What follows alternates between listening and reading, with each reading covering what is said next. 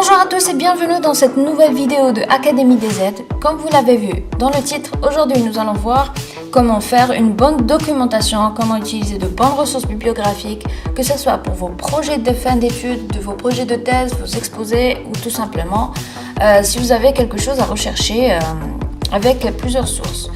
Donc on commence tout de suite. Dans cette vidéo, on va commencer par les livres. Pour cela, on va utiliser un site web qui s'appelle Library Genesis. Je vous mettrai bien sûr les liens en barre d'infos. Je vous ai mis comme exemple la recherche de mots-clés biologie.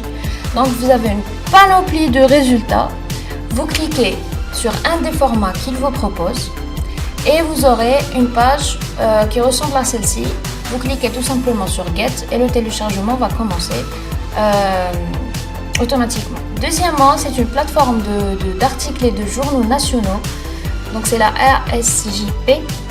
Et je vous mettrai également le lien si vous avez besoin de rechercher des articles seulement nationaux. Troisièmement, c'est les articles en open access. Et pour cela, il y a également un site web qui leur est dédié. C'est le DOAJ, Directory of Open Journals, je crois, c'est cela. Et là, vous allez retrouver tous les articles libres d'accès qui sont sur Internet. Quatrièmement, c'est les articles payants. Et pour cela, on va remercier Alexandra Albekian, qui est la créatrice du C-Hub, que vous connaissez sûrement. Donc là, vous mettez simplement le lien de votre article et il vous sortira en PDF. Cinquièmement, ce sont les thèses en ligne. Alors généralement, on galère toujours à trouver des thèses d'autres universités dans le monde. Et pour cela, donc, je vous ai trouvé deux sites web qui sont vraiment pas mal pour ça. Donc je vous mettrai les liens aussi. Sinon, vous pouvez utiliser aussi les sites web des universités algériennes. Donc par exemple, l'université d'Alger. Il y a aussi l'université de Tlemcen, l'université de Boumerdès et plein d'autres universités du territoire national. Alors sixièmement, ce sont les moteurs de recherche que vous pouvez utiliser. Donc par exemple, vous avez Publon.